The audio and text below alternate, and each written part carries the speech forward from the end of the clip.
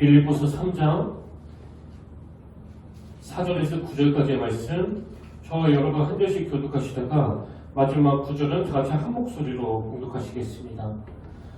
그러나 나도 육체를 신뢰할만 하며 만일 누구든지 다른 이가 육체를 신뢰할 것이 있는 줄로 생각하면 나는 더욱 그러하리니 나는 할례 만에 할례 받고 이스라엘 족속이요 베냐민 지파요 히브리인 중에 히브리인이요 율법으로는 바리새인이요 열심으로는 교회를 박해하고 율법의 의로는 흠이 없는 자라. 그러나 무엇인지 내게 유익하던 것을 내가 그리스도를 위하여 다 해로 여길 뿐더러 또한 모든 것을 해로 여김은 내 주 그리스도 예수를 아는 지식이 가장 고상하기 때문이라. 내가 그를 위하여 모든 것을 잃어버리고 배설물로 여김은 그리스도를 얻고 다 지겠습니다. 그 안에서 발견되려 함이니 내가 가진 의는 율법에서 난 것이 아니요 오직 그리스도를 믿음으로 말미암은 것이니 곧 믿음으로 하나님께로부터 난 의이다. 아멘. 할렐루야. 복된 주일입니다. 오늘도 예배 자리에 나오신 사랑하는 성도님들을 주님의 이름으로 환영하고 또 축복합니다. 이 시간 우리 옆자리에 계신 분들을 바라보면서 반갑게 인사 나누기 원합니다. 참 잘 오셨습니다. 환영하고 축복합니다. 오늘 모든 성도님들이 이 예배를 통해 삶의 주인을 만나게 되는 그런 놀라운 역사가 일어나게 되기를 주님의 이름으로 축복합니다. 요즘에 그 하루가 너무 다르게 급변하는 시대를 살아가다 보니까 많은 분들이 이 세상을 따라가는 게 너무나 힘들다, 너무나 지친다 이런 말씀들을 많이 하십니다. 그리고 뭐 직장 문제에서도 혼란을 겪는 분들이 너무 많으신데요. 예를 들면 요즘에 그 전기차나 수소차의 보급이 계속 늘고 있지 않습니까? 이것 때문에 어려움을 겪는 사업체들이 점점 많아지고 있다는 겁니다. 최근에도 제가 어떤 기사를 보니까 그 국도변에 있는 주유소 중에 문 닫는 주유소가 계속 늘어난다고 하는데요. 왜 그러냐 하니까 지금 안 그래도 고속도로가 많이 완공돼가지고 국도를 이용하는 차량도 점점 줄고 있는데 엎친 데 덮친 격으로 이제 전기차, 수소차 이런 차들이 나오니까 주유소를 이용하는 손님들이 계속 줄어가지고 결국은 문을 닫게 되는 이런 현상들이 일어나고 있다는 거예요. 그래서 앞으로 전기차가 본격적으로 출시가 되면 휘발유를 사용하는 모든 주유소들은 이런 엄청난 시련을 직면할 수밖에 없는 거 아니겠습니까? 그런가 하면 이것과 관련해서 비슷한 기사도 봤는데요. 그 기사 제목이 이랬습니다. 한국 정비소 줄폐업 시작됐다. 이게 어떤 내용인가 하면 지금 우리가 타고 다니는 자동차에 투입되는 그 부품이 대략 한 3만 개 정도라고 하는데요. 부품이 3만 개 정도라면 이것과 관련해서 부품 공장들도 굉장히 많을 거 아닙니까? 그래서 그 부품들을 생산하는 공장도 많이 있고 또 그 부품들을 유통하는 분들도 많이 있어가지고 차가 고장나면 자동차 정비업소에서 그 부품들로 차를 고치는데 이제 전기차가 나오면 다 문을 닫을 수밖에 없기 때문에 지금 많은 업체들이 이 전기차 보급으로 비상에 걸려있다. 그런 내용입니다. 사실 위기는요, 이 자동차 관련 산업만 있는 게 아니고 여러분 그 은행을 한번 보십시오. 어쩌다가 제가 은행에 가보면 깜짝 놀랄 정도로 창구가 너무 줄은 거예요. 그게 다 직원이 줄었기 때문 아닙니까? 그리고 지금은 은행 지점 자체가 점점 문을 닫고 있는 현실인데 여러분 왜 이렇게 됐습니까? 은행이 잘못해서가 아니고요. 이제는 손님들이 거의 그 인터넷 뱅킹으로 거래를 하다 보니까 그래서 은행을 이용하는 사람이 점점 줄다 보니까 앞으로는 지금보다 훨씬 많은 은행 지점들이 문을 닫게 된다는 겁니다. 이렇게 급변하는 세상을 살다 보니까요. 이제는 지금까지 우리가 살던 그 익숙한 패턴에 안주하면 안 된다. 이제는 안주하면 안 되고 정말 변하려고 몸부림쳐야 된다. 변하지 않으면 망할 수밖에 없는 세상이 오고 있다. 이런 경고의 외침을 담은 그 전문가들의 책이 요즘에 굉장히 많이 나오고 있습니다. 그 책 중에 하나가 딥 체인지라는 제목의 책인데요. 이 책이 강조하는 포인트는 딱 하나예요. 딥 체인지 or 슬로우 데스. 우리말로 하면 근원적인 변화를 감행하든지 아니면 서서히 죽어가든지. 이게 섬뜩한 경고 아닙니까?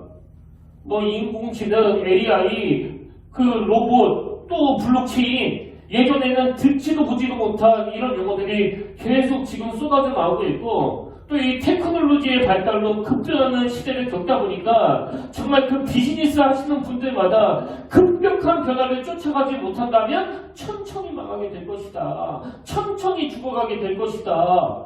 그런 경고의 내용이 참 저에게도 많은 생각을 가지게 했습니다. 그래서 한때 저는요, 그 책을 가방에다가 넣어 소지하고 다니면서 뭐 시간이 날 때마다 펴서 읽었는데요. 제가 뭐 사업하는 사람도 아닌데 왜 그렇게 그 책에 관심이 많았냐 하니까 오늘 교회도 이 원리에서 크게 벗어나지 않는다는 그 생각이 들었기 때문이에요. 더 쉽게 이야기해서 이제는 목회자들도 옛날에 하던 그 방식대로 목회해서는 안 되고 다 바뀌어야 된다는 겁니다. 그리고 그건 교회도 마찬가지 아닙니까? 여러분, 교회도요, 이 구에서 절대 벗어날 수 없습니다. 근원적인 변화를 감행하든지 정징적인 죽음을 받아들이든지. 저는 한국교회에 복음이 들어온 이후에 뭐 지금처럼 그 위기를 맞은 적이 없다고 생각하는데요. 여러분, 우리가 그 코로나19를 겪어서 다 아시잖아요.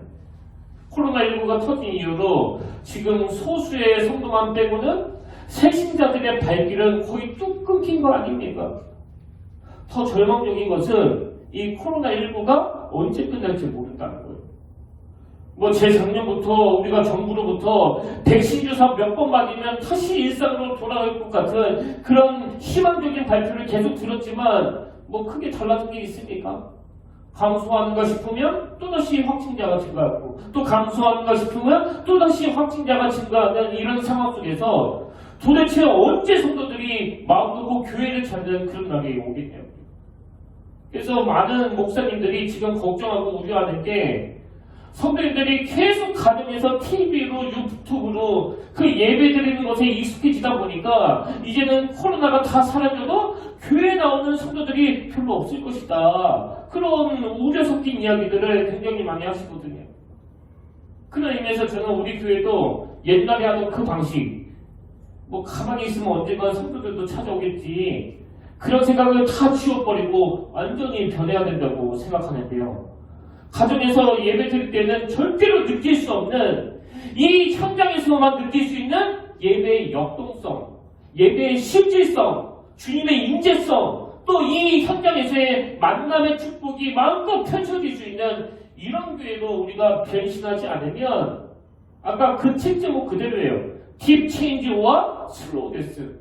천천히 죽어갈 수밖에 없기 때문에 우리 교회도 이걸 그냥 방치하면 안 된다.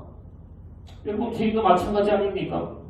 지금 이 시대만 급변하는 게 아니라 그 타락한 문화도 더불어서 너무 빠르게 침투하고 있기 때문에, 또 이제는 뭐 내가 모태신앙입니다, 내가 장로입니다, 내가 권사입니다, 내가 집사입니다, 이것 가지고는 그 타락한 문화에 대항할 수 없기 때문에 저와 여러분도 완전한 변화를 꿈꿔야 돼요. 그래서 저는 이런 관점으로 저와 여러분과 함께 이 오늘 본문을 살펴보려고 하는데요. 여러분이 잘 아시지만 오늘 본문은 사도 바울이 그 감옥에서 쓴 편지거든요. 그래서 사도 바울이 빌립보 그 교회와 성도들을 향하여 감사를 표현하고 또 권면하는 그런 내용들이 쭉 나오는데, 또 거기에 보면 많은 경고의 말씀들이 담겨져 있는 것을 볼 수 있습니다. 그럼 왜 사도 바울이 경고의 말씀을 전하는가 하니까요. 뭐 사도 바울도 지금 그 복음 전하다가 붙잡혀서 감옥에 갇혀있는 그 위기에 처해 있지만, 이 편지의 수신자들인 빌립보 교회도 여러 가지 어려움에 직면해 있는 거예요. 그럼 무슨 어려움이 있느냐? 우선 지도자 바울이 복음을 전하다가 감옥에 갔기 때문에 그 빌립보 교회 안에 있는 그 믿음 없는 자들, 그 믿음 약한 사람들이, 아니 어떻게 그렇게 열심히 복음 전하는 바울이 감옥에 갈 수 있겠느냐고. 하나님이 정말 살아계시나? 그럼 이제는 우리는 어떻게 해야 되지? 뭐 그렇게 막 시험에 드는 사람들도 많았고요. 또 빌립보서에 보면 외부의 공격도 극심했지만 그 성도들 간에도 많은 다툼이 있었던 것 같아요. 근데 무엇보다도 교회 안에 있는 유대 율법주의자들, 이 유대 율법주의들이 그 주장하는 게 뭐냐니까, 예수 믿는 거 좋지. 그러나 예수 믿는 것만으로는 충분하지 않다는 겁니다. 예수도 믿어야 되지만 예수 믿는 그 믿음 위에다가 유대교의 전통을 따라서 할례를 받아야 구원을 얻는다. 이런 유사복음이 그 성도들을 막 혼미하게 하는데요. 여러분 이렇게 끝이 딱 다른 게 바로 이 땅 아닙니까? 이 유사복음으로 지금 성도들을 혼미하게 일어나는 일들이 막 일어나니까 이게 교회로 봐서는 그 정체성의 위기를 맞이한 겁니다. 그래서 사도 바울이 빌립보서 3장 2절에서 개들을 삼가고 행악하는 자들을 삼가고 몸을 상해하는 일을 삼가라. 지금 사도 바울이 막 격한 표현으로 반응하고 있는데요. 여기에서 말하는 개들은 바로 교회를 어지럽게 하는 그 유대 율법주의자들을 두고 하는 말이거든요. 여러분 바울이 그 유대 율법주의자들을 향하여 개들 또 행악하는 자들 이런 격한 표현으로 쓰는 게 뭘 의미할까요? 그만큼 그들이 그 교회 안에서 악한 영향력을 행사하고 있었다는 거예요. 그 아무런 영향력을 미치지 못한다면 바울이 뭐하러 이런 반응을 보이겠냐. 이런 위기에 놓였던 상황에서 이제 바울이 빌립보 교회 성도들에게 이런저런 권면으로 말씀을 전하고 또 위로하고 경고하고는 이제 빌립보서 말미에 바울이 이런 이야기를 합니다. 빌립보서 4장 8절 9절 끝으로 형제들아 마지막으로 형제들아 무엇에든지 참되며 무엇에든지 경건하며 무엇에든지 오르며 무엇에든지 정결하며 무엇에든지 사랑받을만 하며 무엇에든지 칭찬받을만 하며 무슨 덕이든지 무슨 기림이든지 이것들을 생각하라. 그리고 9절에서 너희는 내게 배우고 받고 듣고 본받을 행하라. 그리하면 평강의 하나님이 너희와 함께 계시리라. 무슨 뜻인지 아시겠죠? 아무리 공격이 심하고 아무리 혼란이 많고 아무리 어려움이 있다 할지라도 복음의 중심을 잘 세워가지고 주님을 의지하면 그 주님이 도와주실 것이다. 그 주님이 너희들을 평안으로 인도해 주실 것이다.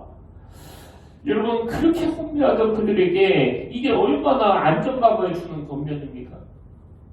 저는 한 교회를 다임하는 목사이다 보니까요. 정말 이 사도 바울처럼 이런 고백을 할 수 있는 목사가 되기를 꿈꾸거든요.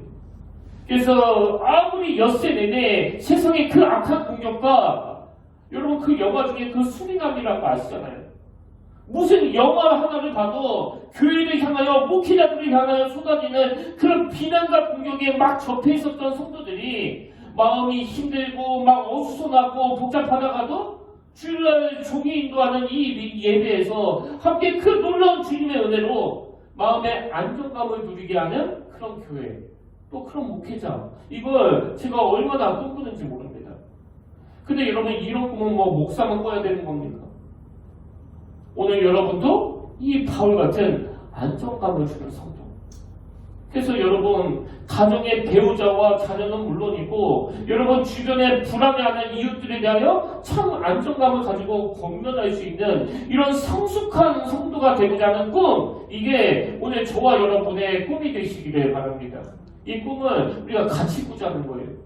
그러려면 오늘 우리가 본문에 나오는 사도 바울에게서 배워야 될 게 참 많은데요. 제가 아까 서두에도 말씀드렸지만 사실 지금 사도 바울은 남걱정할 때가 아니에요. 자기 인생 자체가 위기 아닙니까? 지금 복음 전하다가 감옥에 갇혀가지고 이게 도대체 언제 풀려나는 건지 아니면 이대로 죽는 건지 뭐 한치 앞도 알 수 없는 그런 상황인데 근데 바울은 어떻게 이렇게 영적으로 뿐만 아니라 정서적으로도 안정감을 가지고 그 감옥 바깥에 있는 성도들을 안론시키고 안심시키는 그런 권면의 글을 쓸 수 있는가? 그래서 저는 이 질문에 대하여 오늘 본문에 나오는 사도 바울의 표현에서 답을 발견하고 이제 우리도 사도 바울처럼 흔들리지 않는 요동하지 않는 인생이 되기 위하여 꼭 기억해야 될 세 가지 표현을 함께 나누려고 하는데요. 여러분 우리가 오늘 본문에서 기억하고 추구해야 될 그 첫 번째 표현이 뭐냐? 그러나입니다. 그러나. 이 접속사가 뭘 의미하는지 제가 설명해 드릴게요. 오늘 본문에 이 그러나가 두 번 나오는데 제가 강조하는 그러나는 뒤에 나오는 그러나거든요. 먼저 앞에 나오는 그러나를 한번 보십시오. 자 4절부터 6절입니다. 그러나 나는 육체를 신뢰할만 하며 만약 누구든지 다른 이가 육체를 신뢰할 것이 있는 줄로 생각하면 나는 더욱 그러하리니 나는 8일 만에 할례를 받고 이스라엘 족속이요 베냐민 지파요 히브리인 중에 히브리인이요 율법으로는 바리새인이요 열심으로는 교회를 박해하고 율법의 의로는 흠이 없는 자다. 지금 여러분 이 4절부터 나오는 이 그러나는요 앞에서 언급했던 그 유대 율법주의자들, 교회를 막 어렵게 하는 그 자들을 향하여 한 말이에요. 니들이 지금 육체를 자랑하지만 그 육체를 자랑하는 것으로 치면 내가 니들한테 절대 지지지 않는다. 그러면서 바울이 예수님 만나기 이전에 자기가 자랑하고 다녔던 그 모든 것들을 지금 막 사면부터 쏟아붓고 있는 거거든요. 그런데 그렇게 쭉 자기 육체의 자랑 또 자기 배경들을 자랑한 이 바울이 그 다음 7절에서 제가 말씀드리는 그러나가 나옵니다. 자 7절입니다. 그러나 이 모든 걸 자기가 자랑하면서 살았는데 예수님을 만난 이후로 그러나 무엇이든지 내게 유익하던 것을 내가 그리스도를 위하여 다 해로 여길 뿐더러. 여러분 이게 엄청난 그러나 아닙니까? 그런 의미에서 오늘 여러분에게는 이 사도 바울이 말하는 그러나가 있습니까? 이 유대 율법주의자들과 바울의 결정적인 차이가 있다면 그들에게는 이 그러나가 없는 거예요. 그래서 뭐 나이 때부터 지금까지 계속 자기를 자랑하거나 열등감에 빠지거나 뭐 딱 이 둘 중에 하나 아닙니까? 그저 교만해져가지고 내가 어떤 사람인 줄 알아? 그러면서 남을 밟아 뭉개거나 아니면 자기가 밟혀가지고 비참해지거나 이것밖에 없는 율법주의자 같은 이 바울이었지만 그랬던 그가 7절에서 예수님을 만나고 그러나 이 놀라운 그러나를 통하여 여기서 말하는 그러나는 어떤 그러나입니까? 가치관이 바뀌었다는 거예요. 그런 어떤 껍데기를 자랑하는 나지만 예수님을 만난 이후로 그러나 나는 더 이상 그런 것에 좌지우지하지 않는 인생이 됐다는 거거든요. 그리고 이건 모세도 마찬가지예요. 자, 히브리서 11장 24절부터 보십시오. 믿음으로 모세는 장성하여 바로의 공주의 아들이라 칭함받기를 거절하고 도리어 하나님의 백성받기에 고난받기를 잠시 죄악의 낙을 누리는 것보다 더 좋아하고 그리스도를 위하여 받는 수모를 애국의 모든 부하보다 더 큰 재물로 여겼으니 이는 상주심을 바라봅니다. 지금 뭘 강조하는 거예요? 하나님으로 인하여 이 모세의 가치관이 바뀌었다는 거예요. 그 왕실에서 호의호식하며 사는 그게 인생의 목표가 아니라 비록 고생을 하더라도 나는 하나님의 뜻을 따라 내 종족들과 아픔을 같이 하겠다. 여러분 가치관이 바뀌지 않고서는 이런 결단을 할 수 있겠습니까? 그러면 이건 삭개오도 마찬가지입니다. 누가복음 19장 2절 삭개오라 이름하는 자가 있으니 세리장이요 또한 부자다. 여러분 여기 나오는 세리장이요 또한 부자가 이 짧은 두 마디는 그야말로 이 삭개오의 인생을 정확하게 함축한 표현 아닙니까? 황금 만능주의 뭐 욕먹으면 어떠냐는 거예요. 내가 돈을 벌 수 있다면 우리 동족을 괴롭히는 그 로마와 결탁한들 그게 무슨 상관이냐는 거예요. 그래서 나는 돈만 벌 수 있다면 마귀하고 손을 잡을 수 있다. 돈 버는 일에 욕먹을 게 뭐 대수냐. 이게 이 삭개오의 가치관이었는데 그가 예수님을 만나고 나서 어떤 가치관으로 바뀌었습니까? 그 다음 8절을 보십시오. 삭개오가 서서 주께 여쭤오되 주여 보시옵소서 내 소유의 절반은 가난한 자들에게 주겠사오며 만일 누구의 것을 속여 빼앗은 일이 있다면 내 갑절이나 갖겠다이다. 지금 뭐 이 삭개오가 예수 믿고 나더니 인심이 좀 후해졌네 뭐 이 정도가 아니고요. 이 가치관 자체가 바뀐 거예요. 그래서 우리말에도 그런 나쁜 말이 있잖아요. 개같이 벌어서 정승같이 쓴다. 여러분 이런 말은요 믿는 사람이 쓰면 안 되는 말이에요. 아무리 정승같이 쓰더라도 개같이 벌면 안 됩니다. 왜? 이건 삭개오가 예수님 만나기 이전의 가치관이기 때문에. 그런데 그렇게 돈도 나면서 남의 눈에 피눈물 흘리게 하던 그가 그 가치관이 바뀌어지고 나니까 아낌없이 내 소유의 절반을 이게 어마어마한 거 아닙니까? 여러분에게는 이 변화의 그러나가 있습니까? 여러분에게는 이 그러다가 가져다주는 능력, 이 가치관의 아름다운 변화가 일어나고 있습니까? 제가 이 설교를 준비하고 있는데요. 참 하나님의 일하시면 너무나 힘들어요. 이번에도 청소년 설교를 할 때 만났던 어느 자매의 메일을 통해서 제가 너무나 감동을 받아가지고 뭐 일주일 내내 제가 성경 다음으로 이 편지를 정말 열심히 읽었는데요. 메일을 보니까 지금 이 청년이 그 결혼을 앞두고 있나 봐요.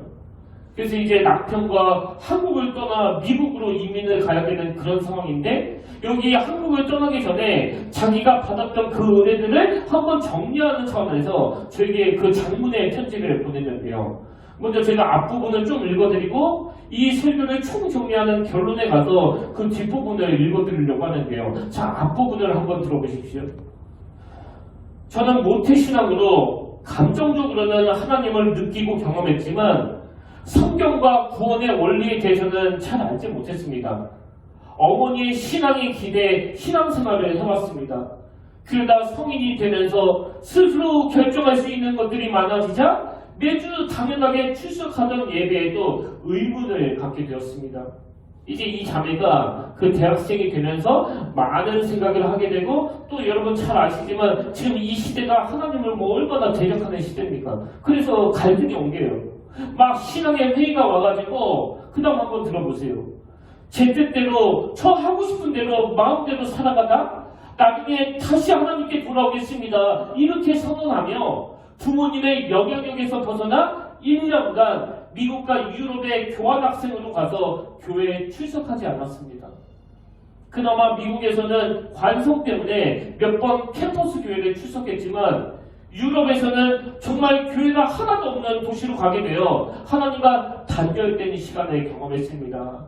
근데 여러분 이렇게 하나님과 단절된 시간을 경험한 이 자매가요. 그 다음에 무슨 이야기를 하는가 하니까 하나님을 떠난 삶의 결과는 우울증, 불안, 타인을 지나치게 의식함, 자살 충동, 중독 등의 문제를 경험했습니다.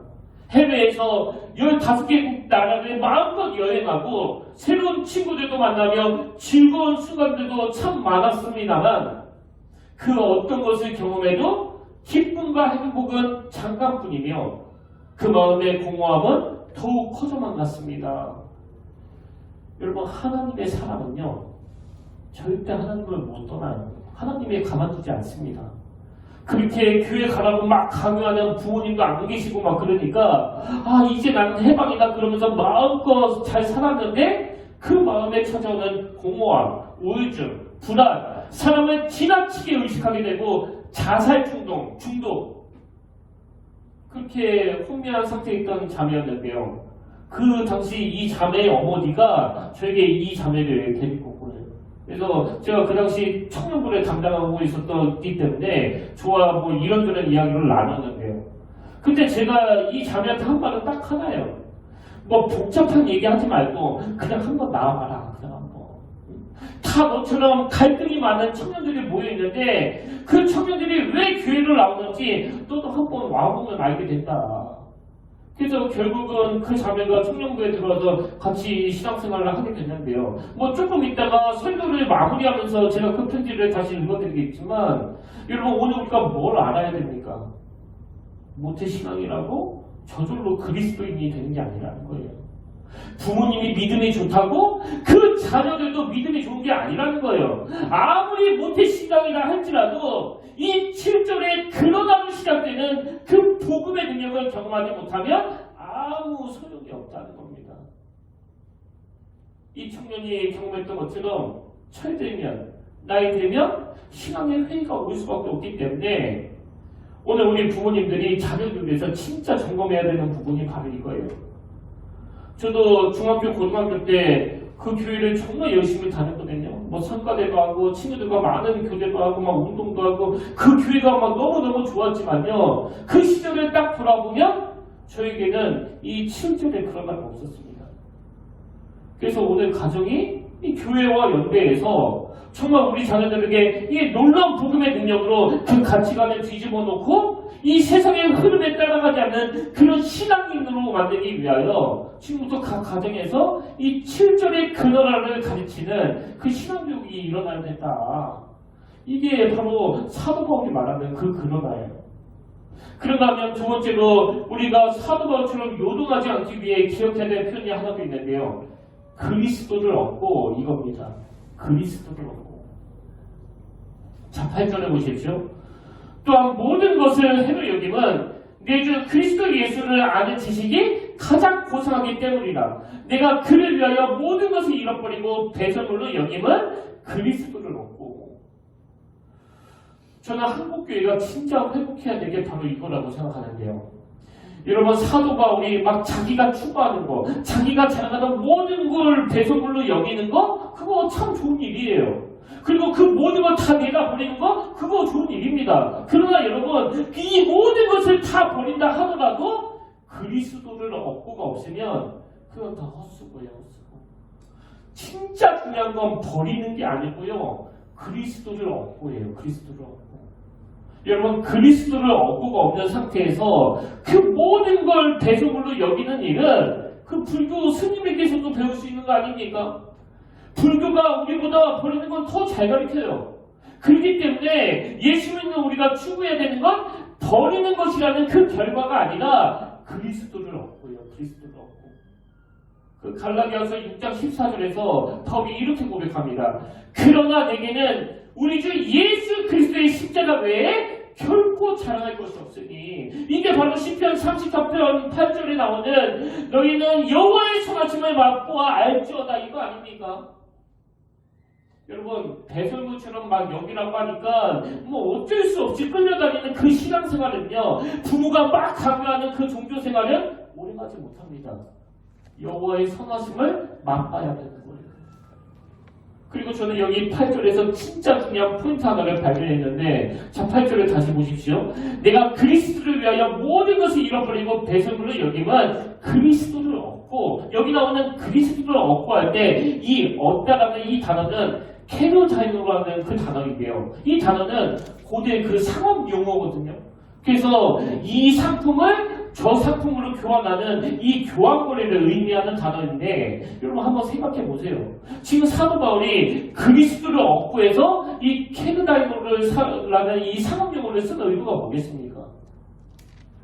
뭐 예수 믿으니까 내가 손해보고 살아야지. 뭐 예수 믿으니까 나는 불안하게 살아도 뭐 어쩔 수 없지. 이게 그리스도를 얻고가 아니라는 거예요. 그리고 여기 나오는 캐르다이노, 이 단어가 야고보서 4장 13절에도 나오는데요. 들으라, 너희 중에 말하기를 오늘이나 내일이나 우리가 어떤 도시에 가서 거기서 1년을 머물며 장사하여 이익을 보리라 하는 자들아. 장사하여, 이게 캐르다이노예요. 뭘 강조하는지 아시겠습니까? 예수 믿는데 자꾸 모든 걸 주를 위해 바쳐라. 이 즐거움도, 이 행복도 주를 위해 바쳐라. 너 십자가 줘야 된다. 그래서 얻는 게 그리스도를 얻고가 아니고요. 이 상품이 좋은지 저 상품이 좋은지 한번 저울질 해보라는 거예요. 저울질. 예배되면 원래 저는 20대 때 막 미친 듯이 막 돈을 벌어가지고, 내가 막 돈을 나중에 엄청 많이 벌어가지고 교회를 돕는 그런 장로가 되어야 되겠다, 이런 꿈을 가지고 거기에 막 내 인생을 다 갖다 바쳤는데 하나님께서 그 일을 딱 중단시키신 거 아닙니까? 그래서 하던 장사, 하던 모든 계획들을 다 내려놓고 하나님이 주신 그 소명을 따라 내가 목사가 돼서 나처럼 어려운 청소년들을 도와야 되겠다. 그리고는 지금 제가 목회한 지 벌써 15년 차가 됐거든요. 그래서 제가 여기 나와 있는 단어 그대로예요. 캐르다이노, 지금 와서 한번 저울질을 해보는 거예요. 제가 만약에 지금처럼 목사가 안 되고 계속 뭐 식당을 하든가 그 사업을 해가지고 열심히 돈을 벌었다면 뭐 모르긴 몰라도 아마 지금쯤 그 뭐 벤츠 타고 다니면서 그 세상말로 좀 폼나게 살지 않았겠습니까? 왜? 저는 그때 정말 악바리같이 일했으니까요. 뭐 그때는 손님 마음만 얻을 수 있다면 내가 무슨 일이라도 해야 되겠다, 막 그런 열정이 붙었으니까 계속 그런 마음으로 미친듯이 일했다면 제가 좀 벌 수 있지 않았을까요? 한 벤츠 정도는 탈 것 같았었는데. 제가 뭐 지금 이 벤치에 뭐 한이 맺혀서가 아니고요. 지금 비교를 해본 거예요, 비교를. 제가 목회한 지 15년이 지난 지금, 그때 계속 장사하면서 사업하면서 쭉 살았다면 내가 어떤 모습이었을까? 이런 것들을 제가 저울질하면서 캐르다이너를 지금 하고 있는 거예요. 근데 여러분, 그렇게 저울질 해봤더니요. 이 그리스도를 얻고가 교환거래를 의미하는 고대 상업용어라고 그랬는데 내 인생의 장사가 대박이 난 거예요, 대박이. 이렇게 행복할 수가 없고요. 또 이렇게 가치 있고 이렇게 의미 있는 삶을 살기가 어렵고요. 만약에 제가 계속 장사했으면 어디서 제가 지금 아내와 같은 이런 분을 만날 수 있겠습니까? 그분이 지금 이 설교를 듣고 있기 때문에 저도 또 이 예배가 끝나고 다시 가족으로 돌아가야 되기 때문에 여러분 좀 이해해 주시길 바랍니다. 저는 오늘 여러분의 인생을 쭉 돌아보시면서 한번 저울질을 해보시길 바래요. 막 긴장하면서 막 아등바등하면서 내가 살아내려는 그런 인생이 아니라 하나님 앞에서 그리스도를 얻고, 저는 여러분이 이 세상에 집착하는 모든 걸 내려놓으시고 인생의 주인이신 그리스도를 얻게 되시기를 주님 이름으로 축복합니다. 마지막 세 번째로 한 가지 표현을 더 기억하셔야 되는데요. 그게 뭐냐면 그 안에서 발견되려 함이니. 자, 9절입니다. 그 안에서 발견되려 함이니 내가 가진 의의는 율법에서 난 것이 아니요 오직 그리스도의 믿음으로 말미암는 것이니 곧 믿음으로 하나님께로부터 나느니라. 근데 여기서 중요한 게 뭐냐면 여기 나오는 발견되려 함이니 할 때 발견하다 이 단어는 헬라로 유리스쿠라는 단어인데요. 중요한 게 뭐냐, 이 유리스쿠라는 단어는 내가 발견하는 능동태로 쓰여진 게 아니고 내가 발견을 당하는 수동태로 쓰여졌다는 사실이에요. 그럼 이게 왜 중요하냐? 이 구절에 나오는 발견하다 이 유리스쿠라는 동사가 쓰여진 그 본문이 하나 더 있는데 그게 누가복음 15장 6절에 나옵니다. 집에 와서 그 법과 윷을 불러 모으고 말하되 나와 함께 즐기자 나의 잃은 양을 찾아내노라 하니라. 여러분 잘 아시지만 이 말씀 그 잃어버린 한 마리 양을 찾아 헤매시다가 그 양을 발견하고는 너무 기뻐하시는 그 주님의 마음을 표현한 거 아닙니까? 양을 잃어버린 목자가 양을 찾아냈어요. 이게 주인 입장에서는 능동태인데 여러분 양 입장에서는 어떤 겁니까? 양 입장에서는 그 주인에게 발견이 된 거예요. 수동태란 말입니다. 그럼 왜 본문에서 사도 바울이 자기는 수동태에 발견되었다고 표현했느냐? 여러분 사도 바울이 여기서 수동태를 쓴 이유는요. 사도 바울이 주님에 의해 발견되기 전에는 자기가 그 다메섹 도상에서 막 예수 믿는 사람 잡으러 다니면서 내가 율법을 구현하려고 막 아등바등 몸부림쳤을 때는 절대 얻을 수 없었던 그 하나님의 의가 그리스도에 의하여 수동태, 그리스도에게 발견되어진 이유로 자기 삶에 그 하나님의 의가 이루어지더라. 그 얘기를 지금 하고 있는 거예요. 그럼 이런 삶이 왜 기쁘냐? 구절을 다시 보세요. 그 안에서 발견되려 함이니 내가 가지고 있는 율법에서 난 것이 아니요 자기가 막 몸부림쳐서 얻을 수 있는 게 아니고 오직 그리스도의 믿음으로 말미암은 것이니. 그래서 여러분 뭐 내가 노력해서 하나님을 찾았다, 내가 노력해서 진리를 발견했다, 내가 노력해서 득도하게 됐다, 이건 다 기독교적인 거 아닙니다. 우리는 한 게 없어요. 수동태예요. 발견되어졌을 뿐입니다. 지금 여러분 앞에 서 있는 김의수 목사는요, 가장 인생의 밑바닥을 헤매던 그 20대 초반에 하나님에 의해서 발견되어진 인생이에요. 그 이유로 제가 누리는 복이 뭔지 아십니까? 지난주 제가 그 번아웃 이야기를 해드렸잖아요. 그래서 한 2달간 뭐 잠도 못 자고 우울하고 또 무기력해져가지고 주일날 설교를 써야 되는데 시간이 막 점점점 흘러가는데 계속 멍하니 넉넉고 있었지만요. 그럼에도 불구하고 매 주마다 이 발견된 자들이 누리는 복이 뭐냐? 주권자 되시는 그분이 이 말씀으로 인도해 주시니까 매주 설교할 때마다 저는 그 기적을 경험하는 거예요. 제가 번아웃으로 고생했던 그 기간에 제 아내는 바로 옆에서 지켜봤기 때문에 뭐 누구보다도 잘 알아요. 증인 아닙니까? 멍하고 우울하고 그래서 교회에 있다가 저녁에 딱 집에 들어가면 여보 괜찮아요? 괜찮아요? 근데 주일날 막 설교할 때를 보면 막 소리 지르면서 설교하고 막 힘있게 찬양하고 그러니까 발견된 자들이 누리는 복이 그거예요. 제가 인생을 영위해가는 것이 아니라 저를 발견해 주신 그분의 힘으로 살아가는 인생. 지난 화요일에도요, 제가 좀 힘들었는데요. 뭐 하나님의 일하심이 이게 무슨 팔 부러졌는데 한 번에 확 붓게 하시고 아픈데 한 번에 확 고쳐주시고 뭐 그런 게 아니잖아요. 이제 괜찮아졌다가 내년 목회를 생각하면 또 힘들었다가 괜찮았다가 또 힘들었다가 하는 그런 과정들을 제가 겪고 있었는데요. 근데 여러분 놀랍게도 지난 주 중에 하나님께서 저의 내년 목회에 대한 그 가이드를 해주셨습니다. 하나님이 저의 이 무기력한 모습을 철저하게 인식하게 하시고 저로 하여금 이 고백을 하게 하셨어요. 하나님, 내 내년의 목회는 only Jesus. 오직 예수 그리스도가 중심에 서 있는 그런 목회가 되기를 원합니다. 그리고 우리 평택교회가 그리스도가 중심에 서 있는 그런 목회가, 그런 교회가 되기 위해 내 모든 에너지가 사용되도록 아버지 은혜 주시길 원합니다. 이 고백을 지난주 내내 여기 강대상 앞에 앉아서 무릎 꿇고 가슴 떨리게 드렸거든요. 여러분, 저는 진실로 이 교회가 그리스도가 주인공이 되시고 그리스도가 중심에 서 있는 그런 교회가 되기를 원합니다. 이게 바로 우리를 발견해 주신 그 은혜에 감사하는 삶 아닙니까? 그래서 이제 1월 첫 주부터 시작해서 앞으로 선포되어지는 모든 말씀들이 오직 예수 그리스도만 드러나는 말씀이 되도록 여러분이 저를 위해 함께 기도해 주시고요.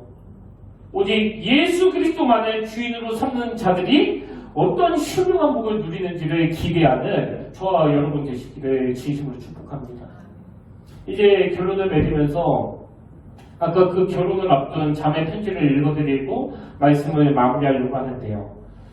여러분, 먼저 오늘 이 말씀을 이번 연말까지 계속 묵상하시되 저와 여러분 모두가 다 하나님 앞에 이 세 가지 은혜를 구하기 원합니다. 첫 번째가 삶의 우선순위를 바꾸게 해주는 이 변화의 그릇감. 그래서 사도 바울처럼 그리스도를 아는 지식을 가장 소중히 여기는 저와 여러분들이 되기를 바라고요.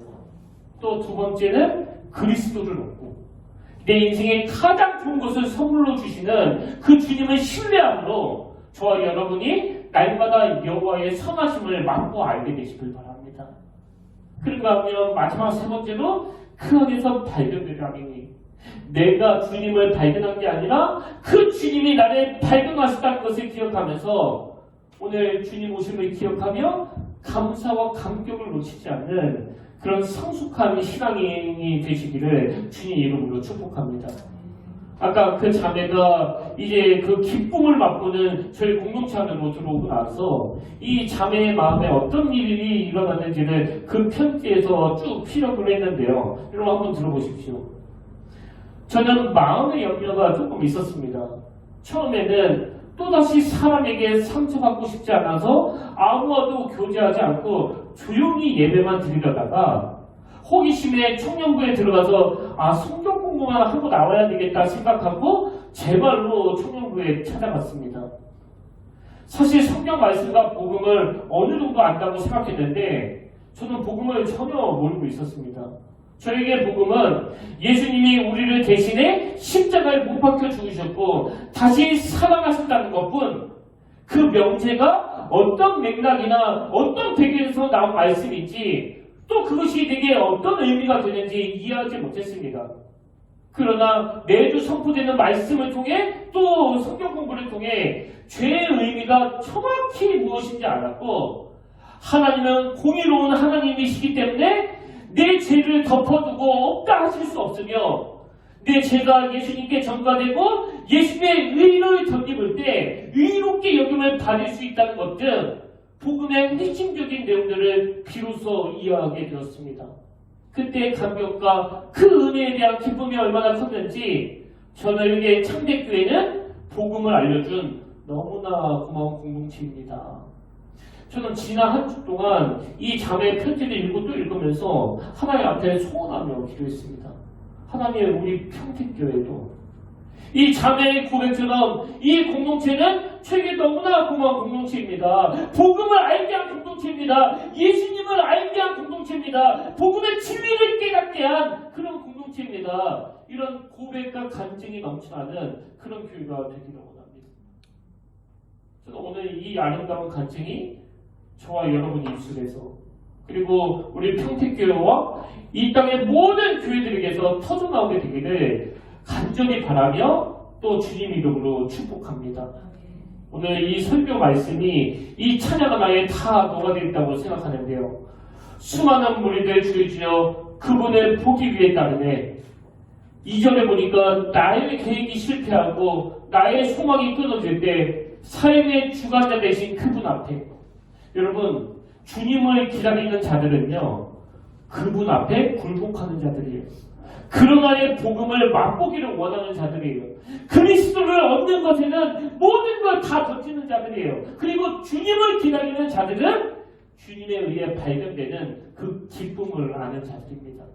우리 가사를 생각하며 이 놀라운 변화를 주시는 그분을 사모하며 이 찬양 함께 부르기를 원합니다. 우리 가사를 생각하며 함께 찬양하기 원합니다.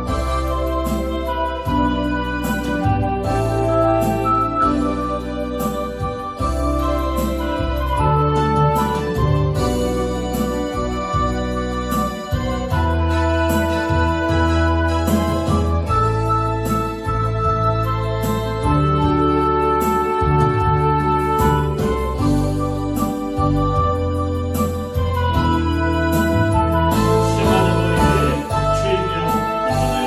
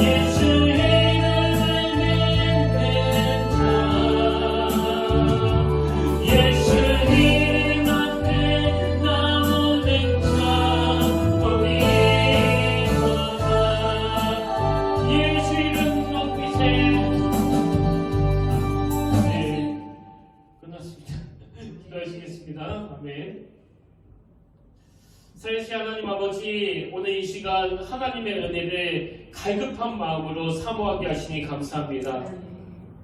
우리 인생이 사도 바울이 고백했던 그러나, 이 가치관에 뒤바꾸는 그러나가 있는 인생이 되게 하시고, 다른 어떤 것보다도 그리스도를 얻는 일에 온 마음을 쏟게 하시며 그 안에서 발견되려 함이니, 주님의 의해 발견된 자들임을 우리가 기억하며 주님의 의해 발견된 자로서 늘 감사하며 감격하는, 그저 주님의 명령 앞에 순복하며 순종하며 나아가는 믿음의 자녀들, 또 예수 그리스도가 중심에 서 있는 우리 평택교회가 되도록 주님 인도하여 주시옵소서.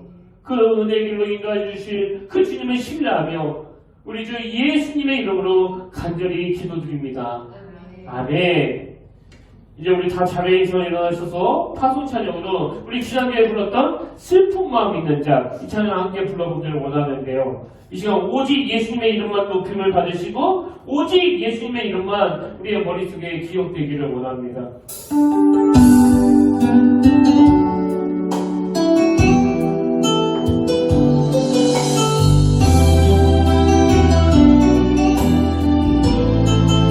슬픈 마음 있는 자, 슬픈 마음 있는 자,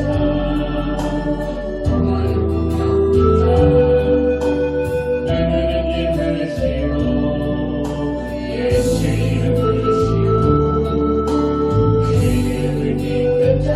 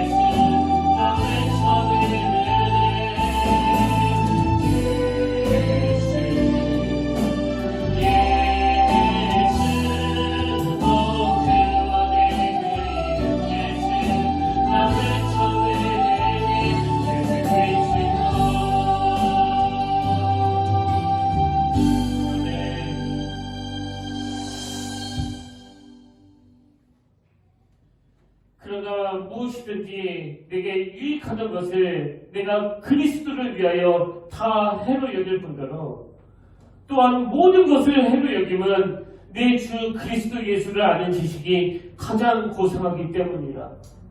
내가 그를 위하여 모든 것을 잃어버리고 배설물로 여김은 그리스도를 얻고 그 안에서 발견되려 함이니 내가 가진 의는 율법에서 난 것이 아니요 오직 그리스도를 믿음으로 말미암은 것이니 곧 믿음으로 하나님께로부터 난 의이다.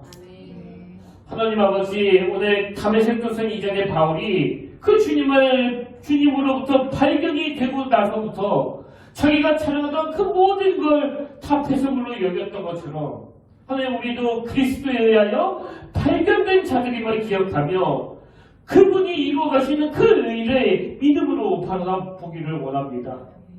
이번 한 주 내내 그리스도를 얻는 우리 모두가 다 여호와의 선하심을 맛보 알게 하시고 그 신실하신 하나님이 내 인생을 어떻게 인도하셨는지를 저울질해보며 나의 삶을 풍요롭게 만들어주신 그 하나님께 감사와 찬양을 올려드리는 저희들이 되게 하여 주시옵소서. 무엇보다도 주님의 오심을 간절히 기다리는 성탄절이 되기를 원합니다. 이미 내 마음에 자정하고 계시는 그 주님, 이번 성탄절은 우리 평택교회에 참으로 의미가 있는 그리스도를 영접한 자들에게 기쁨의 기쁨이 넘치는 그런 성탄절이 되도록 인도하여 주시옵소서. 이제는 우리 주 예수 그리스도의 은혜와 하나님 아버지의 다없는 사랑과 성령님의 감동 감화 위로통 충만하심의 역사가 오늘 주신 말씀 마음에 담고 힘어도 달려가기로 다짐하며 예비하는 모든 주의 자녀들 머리 위에 지금부터 영원토록 함께 하시기를 간절히 축원하옵나이다.